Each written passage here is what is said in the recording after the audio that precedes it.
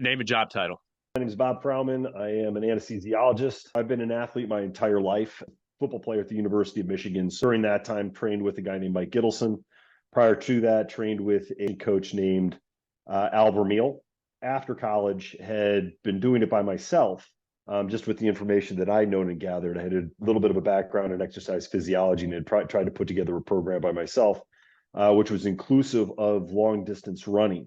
During a 22-mile run, stretched my Achilles to the point that it hurt, and continued and ran the last 5 on a pretty beat up Achilles, and tried to continue exercising over the next 2 or 3 months, hurting my knee a little bit.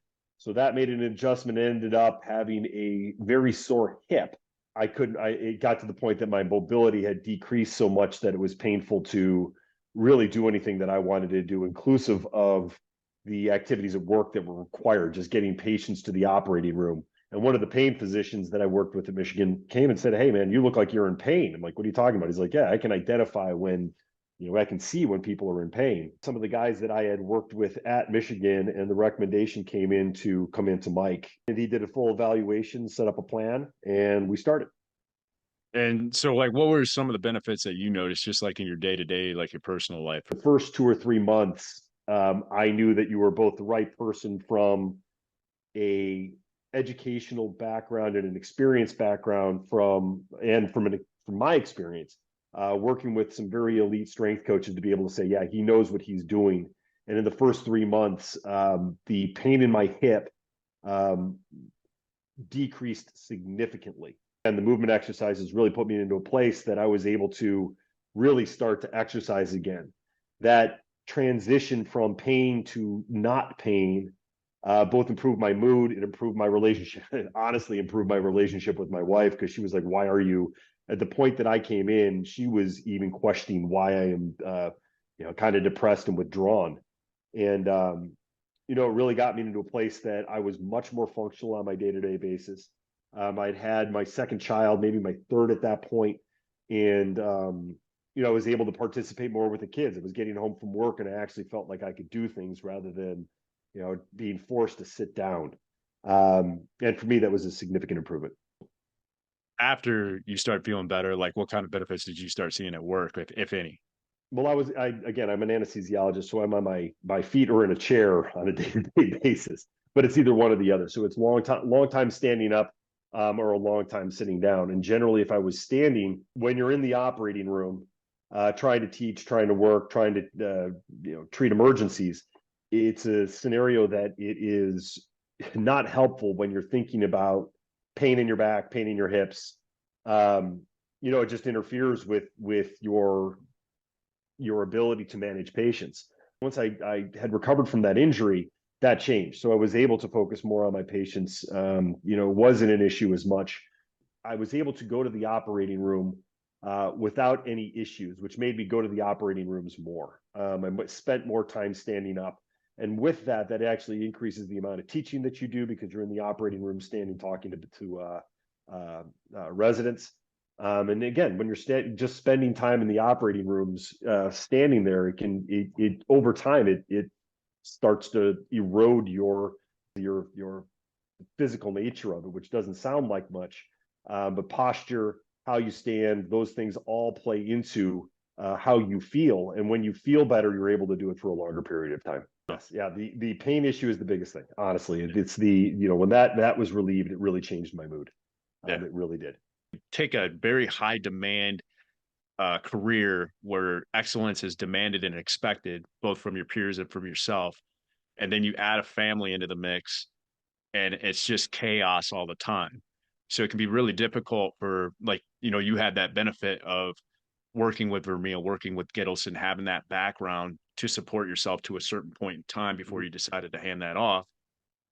A lot of people don't have that knowledge. They don't have that background. So they're like, I don't even know where to start.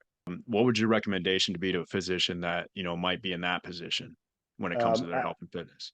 so you have to do what I did with Mike, and that's come in and start asking questions. One of the things that I noticed, honestly, one of the things that I noticed in our initial conversation when I talked to people about Mike, and my recommendations, that in the discussions that I had about how he was going to do things, it all made sense from the physiology that I know, both from medical school and in my experience, not the experience of athletics, but the actual experience of going through and looking at anatomy, looking at physiology, understanding how the nervous system plays into how muscle works. He was able to answer those questions, and I brought those questions forward and was hoping that he would say it, and he did. And that's, that for me, really put a perspective on how good Mike is at what he does. He is a talented strength and conditioning coach. For those who know the University of Michigan Department of Anesthesia, we had a British influence for a long time.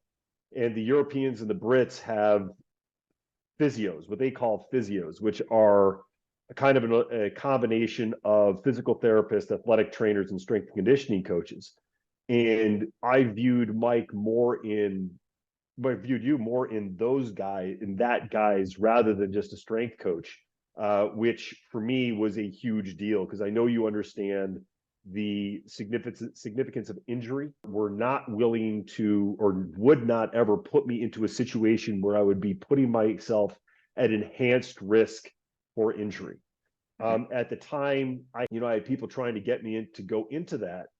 And the real difference between CrossFit and going to somebody who has a more tailored individual method is that CrossFit will push you, and yes, you are going to get a exercise-based lifting platform, but it's at the risk for significant injury. And for me, I still maintained great improvements. So this is a recommendation for going with someone like Mike, and that is you are never going to be put at risk for very, very trivial advances or gains. And for me, that was critical. And when I understood that was his intent, it was an easy decision. But that's the mentality that you need to go into is seeing, okay, am I going to get injured? How are they going to prevent injury? If I am brand new to this, how am I going to get introduced to this? And again, one of the really, really fun parts about the Caval family is that you go in there and you've got people like me, who was a former athlete, plus you've got generation, 2 generations earlier of both high school kids and college athletes who come in on a regular basis. But in addition to that, you also have people that you see and get to know who are there for the first time. And you watch how they train, they watch how you train, and they're able to get techniques out of watching you and for Mike that you start to realize and slowly start to make progress into these things. And that again, that is the critical piece in all of that, is having, for someone like me who doesn't need a lot of guidance and just says, yeah, this is the program, I can go in and complete the workout without an issue. But when I'm looking over and getting confidence is that when I see him working with other members of the gym and really focusing on what they're doing and not pushing you to do more weight than you can do. And it's not that you're not trying to make those gains, it's how you're doing it and the progress and slow adaptation that's required of your body to be able to get there. And that's something that is truly reinforced by Mike in his gym.